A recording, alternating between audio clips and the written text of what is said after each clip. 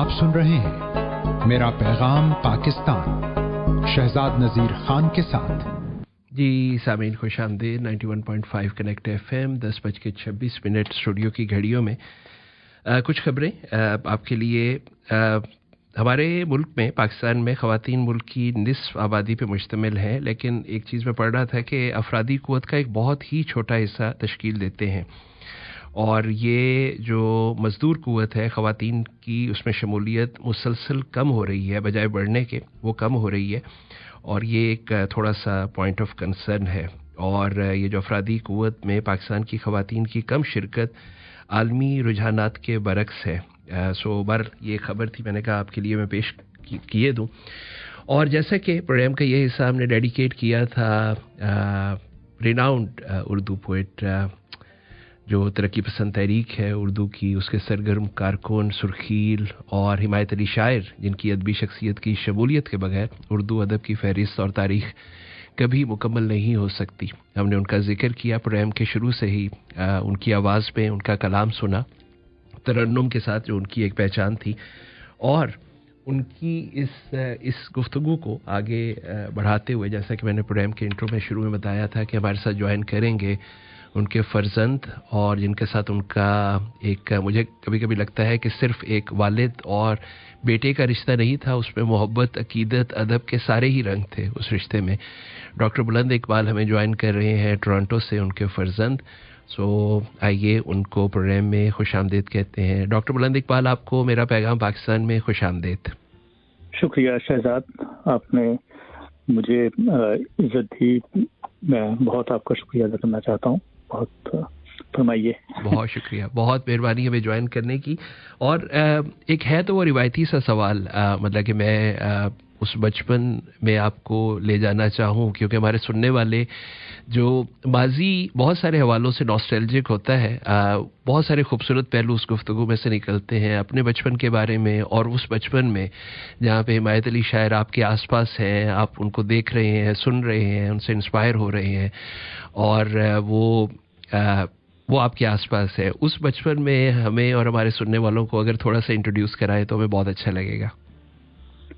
जी ज़रूर। मैं इस तरह से शुरू कर सकता हूँ कि जिस वक्त मैं डैडी की ज़िंदगी में शामिल हुआ, उस वक्त डैडी एक बड़ा हिस्सा अपनी ज़िंदगी का गुजार कर फिल्मी दुनिया से और रेडियो की ज़िंदगी से टीवी की तरफ, और ऑफ कोर्स मुशायरों में तो पहले भी थे, वो सिलसिलों में थे, और एक नए उन्वान से चीज़ें उनकी ज़िंदगी में शामिल हो रही थी। तो वो बात पीछे रह जाएगी कि वो जो एक सफ़र था उनका पूरा हिंदुस्तान का, और फिर कराची पाकिस्तान आना, फिर वहाँ से हैदराबाद में रहे, फिर लाहौर आना जाना होता रहा। उसके बाद की जो ज़िंदगी रही, यूँ कि वो कराची जब मुंतकिल हो गए तो समझिए मैं अब उनकी ज़िंदगी में शामिल हुआ। तो एक दौर था, ऑफ कोर्स क्या बताऊं, डैडी जो हैं वो बहुत कंपोज शायर थे, मैं कहूँगा।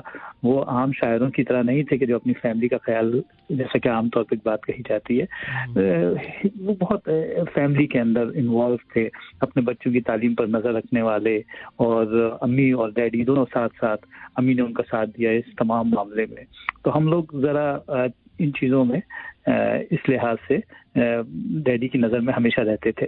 अच्छा, फिर एक तरबियत का और हिस्सा था, वो ये कि वो उमूमन जुम्मे के दिन कुछ ना कुछ नए मौज़ूआत के ऊपर, चाहे वो तारीख़ी हो, समाजी हो, अदब से के हवाले से हो, मजहबी हो, और मुख्तलिफ़ किस्म की बातें मगरबी और मशरक़ी हवालों से, उस पर कुछ ना कुछ लेक्चर दे दिया करते थे बैठ के। वो भी लेक्चर की तरह नहीं होता था जैसे नाश्ते पे बैठे हैं और बात शुरू हो गई और एक मौजू से मौजू निकलता चला गया, तो सब बच्चे उनके इर्द गिर्द बैठे रहते थे। तो यूँ एक तरह से तरबियत उनकी तरफ से हमें मिलती रहती थी, और यूँ बस, मगर वो एक सख्त बाप नहीं थे, ऐसे बाप नहीं थे जो हाँ, ये ज़रूर था कि वो चाहते थे कि हम लोग तालीम में पीछे ना रहें, और जैसे कि आमतौर पर माँ बाप चाहते हैं वैसे। जी जी। और उनकी हलीमी जो है, उनके चेहरे से, उनके चेहरे के फीचर से सख्ती की बजाय एक हलीमी, मोहब्बत اور ایک اور طرح بالکل آبویسلی ان کے چہرے سے بھی وہ چیز جو ہے وہ جھلکتی ہے. اور جیسا کہ میں نے آپ کے بارے میں کہہ رہا تھا کہ آپ کا ان کا والد اور بیٹے کے رشتے سے ساتھ ساتھ بلکہ بڑھ کے نہیں کہوں گا, کم نہیں کہوں گا, ایک روحانی سا رشتہ مجھے لگتا ہے, کیونکہ میں نے جتنے بھی آپ کے انٹرویوز کبھی پہلے سنے جہاں پہ بھی آپ کو ان کا ذکر کرتے دیکھا تو اس میں ایک اس رشتے کے ساتھ ساتھ ایک جس کو کہتے ہیں نا ایک روحانیت, محبت, ادب, عقیدت, وہ سب پہلو نظر آتے ہیں اس میں. ہاں میرا خیال ہے کہ بچوں اور ماں باپ کے درمیان یہ رشتہ ہوتا ہی ہے, مگر یہ ضرور ہے کہ کبھی کبھی یہ باتیں اور کھل کر سامنے آ جاتی ہیں جب زندگی کے ایک مخصوص حصے میں آپ کو اپنے ماں باپ نصیب ہوتے ہیں. میرے ساتھ میں اسے کم نصیبی نہیں کہوں گا, میرے ابو بہت سوشل آدمی تھے, ساری زندگی مصروف ہے, بڑے ایونٹ فل انہوں نے لائف گزاری.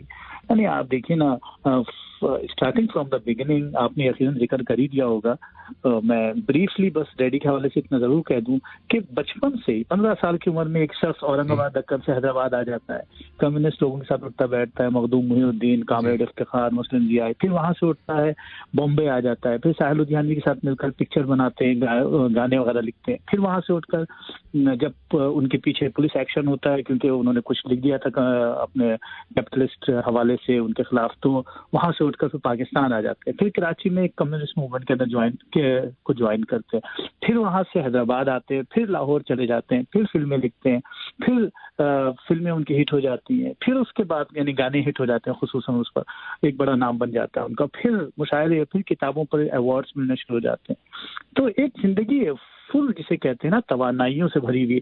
پھر کراچی واپس آتے ہیں تو ایک کے بعد ایک ٹی وی پروگرام شروع ہو جاتے ہیں, غزل اس نے چھیڑی, عقیدت کا سفر, خوشبو کا سفر, سب ریسرچ اورینٹیڈ, نشید آزادی, لب آزاد, تو وہ سارا کا سارا سلسلہ. پھر کتابیں آ رہی ہیں ایک کے بعد ایک, آگ میں پھول, مٹی کا خرچ, تشنگی کا سفر, ہارون کی آواز, حرف رف روشنی, عقیدت کا سفر. تو کتابوں کا ایک سلسلہ بھی چل رہا ہے. تو وہ ایک مجموعی طور پر ایک مصروف زندگی انہوں نے گزاری, اور اس مصروفیت میں ظاہری بات ہے کہ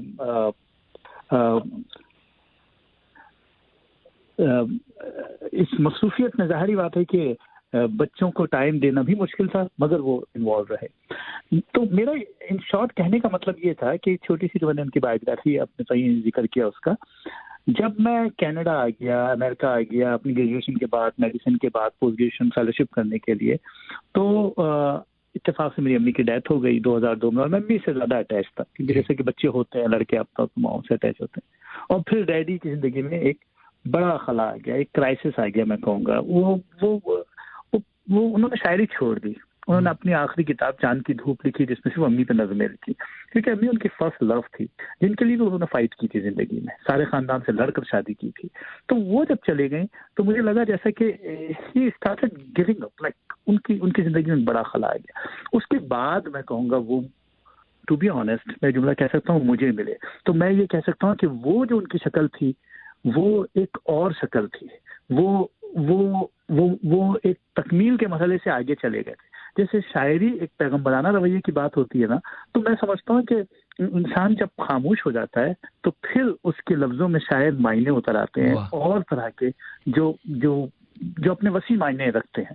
تو مجھے وہ حمایت علی شاعر ملے, میں ان کے ساتھ پھر بیٹھتا تھا, ان کے ہاتھوں کو اپنے ہاتھوں میں لے لیتا تھا, یا جو بھی تھوڑا بہت جیسے بچے ماں باپ سے محبت کرتے ہیں, سبھی کرتے ہیں, میں بھی کر رہا تھا, بیٹھا ہوا تھا ان کے ساتھ, وقت گزار رہا تھا. مگر آئی کین سی کہ مجھے انہوں نے کس طرح سے اس دور میں میری تربیت کی, انہوں نے کیا گریس مجھے نظر آیا, کہ مجھے سمجھ میں آیا کہ ایک عمر کا ایک یہ مرحلہ جو ہوتا ہے وہ اپنے اندر ایک الگ معنویت رکھتا ہے.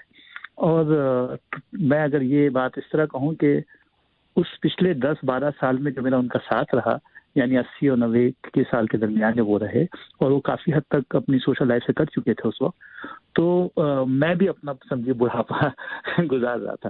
میں عمر کے حصے سے گزر رہا تھا کہ یار یہ ہے اصل میں ایسا ہی زندگی کے مراحل آئیں گے, اور یوں ہمیں اپنے بڑھاپے کو گریسفل انداز میں لینا ہے اور زندگی کو اسی طرح سے گزارنا ہے. تو میں کیا کہوں, اب دیکھیے اس میں بڑا بایاس بھی آ جاتا ہے کیونکہ وہ آپ کے والد ہیں, تو لگتا ہے جیسا کہ you are just you know getting something only for you, مگر مجھے امید ہے کہ یہ ہر بچے کی فیلنگ اپنے ماں باپ کے لیے ایسی ہی ہوتی ہوگی. جی صحیح. جو ان کی وہ جو کلیات شاعر ہے جس میں انہوں نے میرے خیال میں یہاں سے اسٹارٹ کیا ہے کہ میری متاع سخن ہے تمہارا سرمایہ، اسے سنبھال کے رکھنا متاع جاں کی طرح، تو آپ نے اس کو متاع جاں کی طرح سنبھال کے رکھا. اس سے پہلے کہ میں آپ کی طرف آؤں، آپ نے امی کا ذکر کیا اور جو آپ نے یا بی بی سیدہ لکھا ان کے بارے میں، تو وہ آپ کو لگتا ہے کہ وہ آپ کو ذاتی غم سے اجتماعی غم کی طرف لے کے گیا؟ آپ کی لکھت کا جو سفر ہے اس میں کہیں اس یہ جو رائٹ اپ تھا یا بی بی سیدہ، اس کا رول آپ سمجھتے ہیں بلند؟ جی شہزاد، دیکھیے میں بڑا مطلب میرا اور ڈیڈی امی کا ایسا ہی ایک تعلق تھا کہ جیسے کہ بچوں کا ہوتا ہے. جب میں میڈیکل اسکول میں آیا، ڈاؤ میڈیکل کالج میں نے پڑھا، اس دوران ابو مشاعروں میں جاتے تھے تو میں انہیں گاڑی میں لے کے جا رہا ہوں، دوستوں کے ساتھ بیٹھا ہوں، باتیں ہو رہی ہیں، just kind of like attend کر لوں مشاعرے. اور کبھی کبھار کچھ کتابیں وغیرہ، کیونکہ ڈیڈی نے لائبریری بنائی ہوئی تھی، کیونکہ لائبریری جیسے کہ کمرہ تھا جس میں بہت ساری کتابیں تھیں، اس کو ہم لائبریری کہتے تھے. اس میں ہم بیٹھے ہوئے، میں کبھی کبھار جیسے میڈیسن سے تھوڑا دل اچاٹ ہو گیا، فزیو اور بایو کیمسٹری سے تو لیجیے صاحب تھوڑا سا کچھ رسائل پڑھ لیے، کبھی کرشن چندر کے افسانے پڑھ لیے، کبھی اپنے منٹو کو دیکھ لیا، جیسے کہ نوجوان بچے کرتے ہیں. تو اس حد تک میرا ادب سے شوق تھا. یوں یہ سلسلہ چلتا رہا. پھر لائک میڈیوکر ایک میڈیکل اسٹوڈنٹ ہوتا ہے، میں بھی ایسا ہی تھا کہ یار گریجویشن کیا جائے، پوسٹ گریجویشن کے لیے امریکہ چلے جاتے ہیں، انگلینڈ چلے جاتے ہیں، فیلوشپ کر لیتے ہیں، زندگی بن جائے گی وہاں پر سے. اگر ہم اسپیشلائزیشن کر لیں گے تو پاکستان آ جائیں گے تو بھی اچھی جاب مل جائے گی. ایک جیسے بچے سوچتے ہیں نا نارملی، ویسا میں سوچتا تھا. لیکن یہ سڈنلی جیسے ہی میں نے پوسٹ گریجویشن اور فیلوشپ کمپلیٹ کی اور جب اسٹارٹنگ پریکٹس کینیڈا میں شروع کری، امی کو اچانک کینسر ہو گیا. اور مجھے ایسا لگا جیسے کہ میرے ہاتھ سے، کیونکہ میں خواب دیکھتا تھا.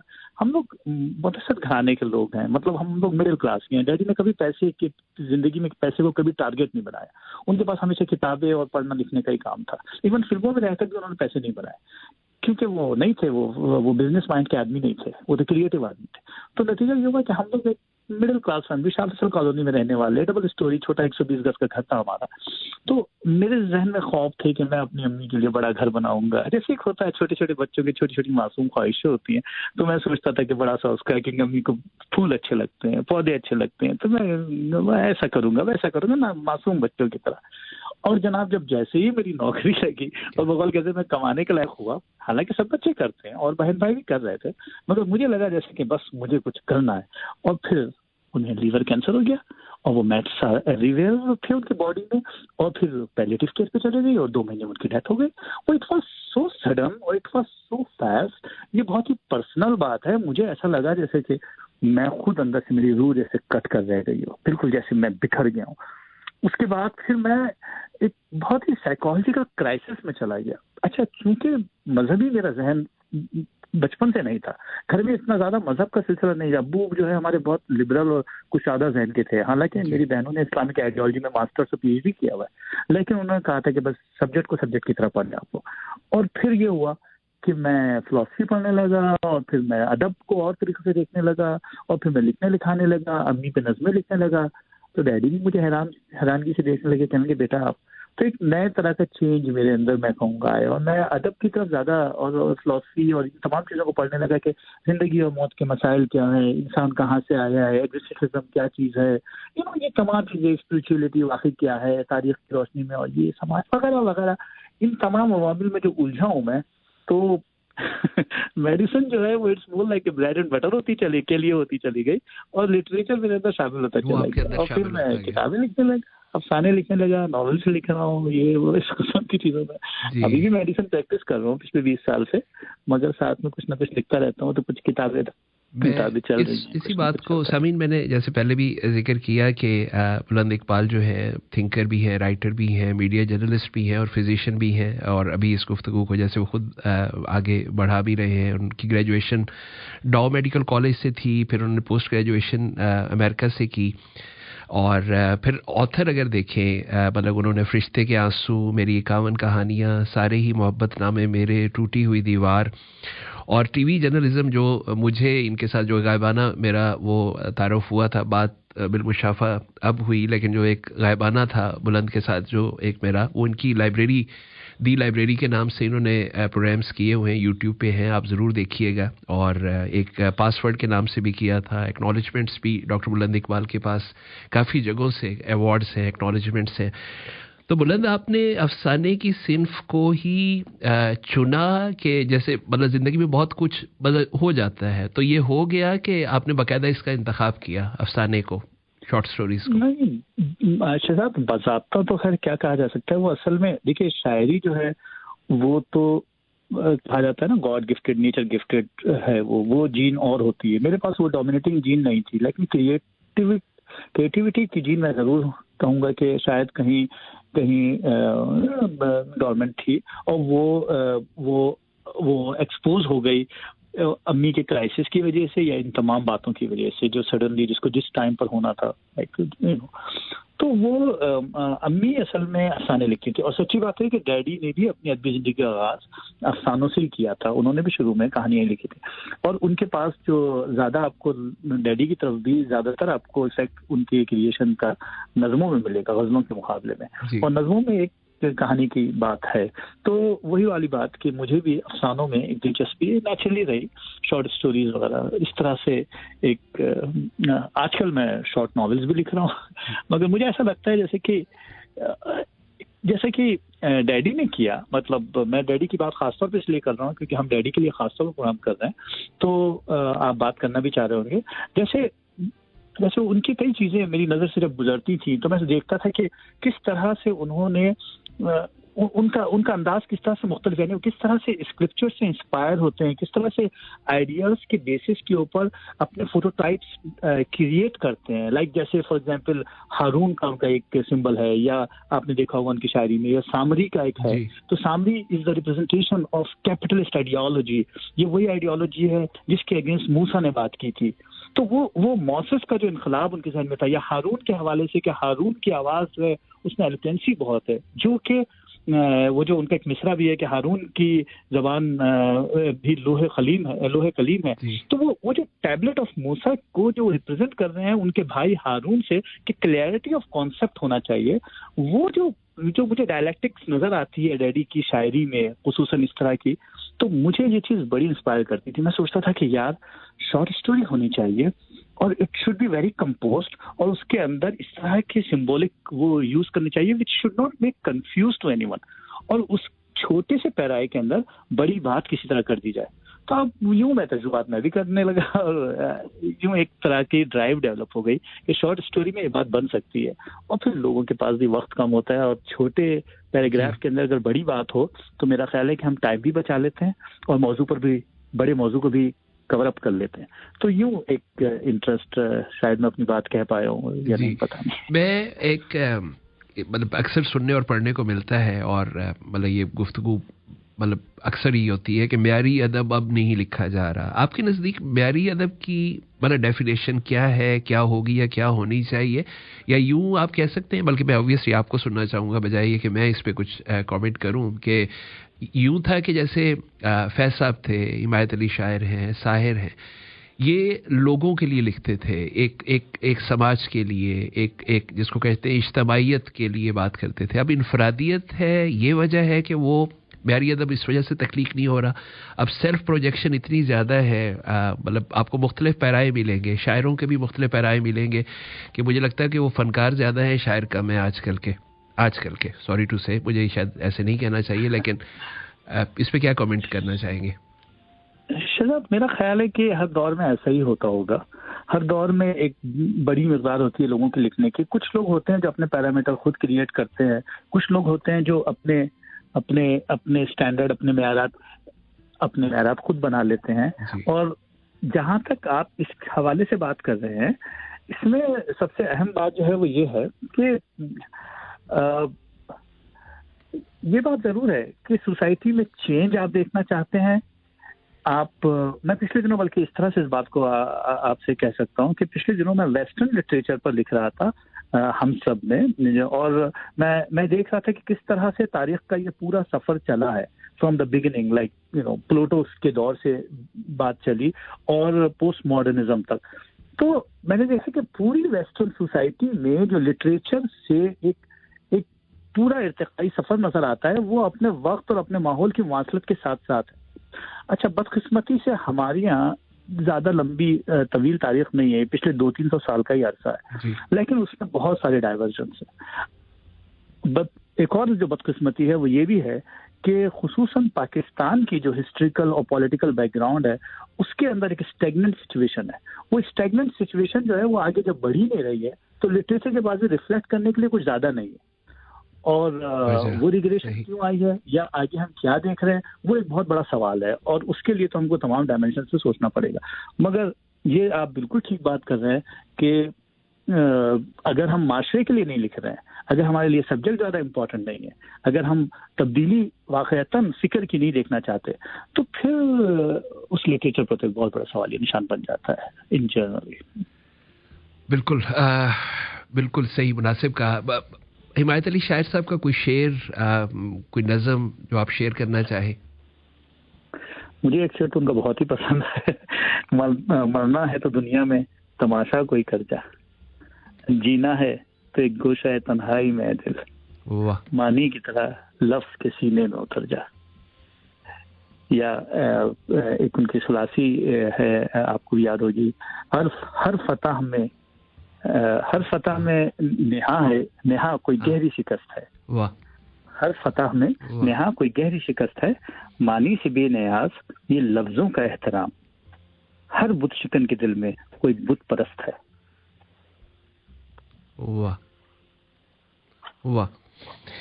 ہم یہ جو مطلب جو آپ کا ایک یہ سلسلہ تھا, جیسے میں نے کہا کہ میرا آپ کے ساتھ ایک غائبانہ جو تعلق بنا تھا, وہ ایک رشتہ, وہ جو آپ کے پروگرامس تھے جس میں آپ فلسفی کے بارے میں بات کرتے ہیں, کتاب کے بارے میں بات کرتے ہیں, اس پہ ہم لائبریری کے نام سے جو ایک سیریز ہے یوٹیوب پہ, ہم اس سلسلے میں ڈیفینیٹلی ایک سیشن اور کرنا چاہیں گے, آپ کی اویلیبلٹی دیکھ کے, آپ کی مصروفیت دیکھ کے. کیا کہنا چاہیں گے پیغام, اس کا نام ہی میرا پیغام پاکستان ہے پروگرام کا, نئی نسل کو, پڑھنے والوں کو, پاکستانیوں کو ایٹ لارج, یہ پروگرام ساؤتھ ایشین باقی بھی بہت سنتے ہیں ہمارے ہمسایہ ممالک, ہم ملک کے لوگ, تو کیا ایک پیغام دینا چاہیں گے اختتام پہ؟ بڑا مشکل ہے سوال, ٹو بی آنیسٹ. پیغام دیکھیے نا, پیغام تو وہ دیں جو کسی لائق ہوں.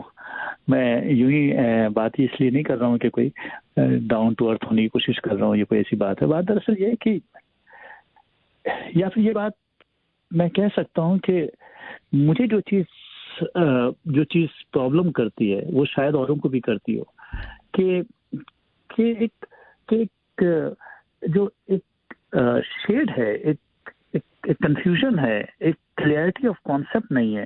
وہ ہمارا میجر پرابلم ہے.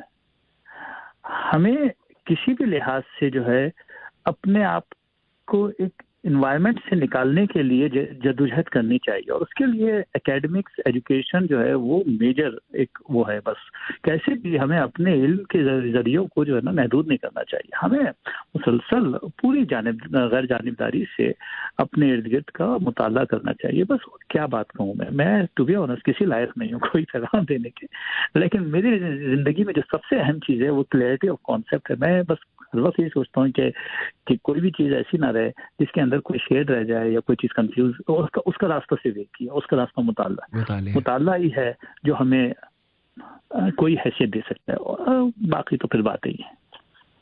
بہت بہت شکریہ بلند, آپ کے ساتھ بات کر کے یقینی طور پہ, میں ذاتی طور پہ مجھے بہت اچھا لگا, ہمارے سننے والوں کو بہت اچھا لگا ہوگا, مجھے یقین ہے. اور ہم آپ کے ساتھ جڑے رہیں گے, ہمارا اگلے آنے والے دنوں میں, مہینوں میں, سالوں میں ضرور ہم رابطے میں رہیں گے. بہت بہت شکریہ. تھینک یو شہزاد, بہت بہت شکریہ آپ کا اور آپ کے سامعین کا جنہوں نے مجھے سنا ہے, برداشت کیا. تھینک یو, بہت شکریہ. خیال رکھیے گا. خدا حافظ. Thank you.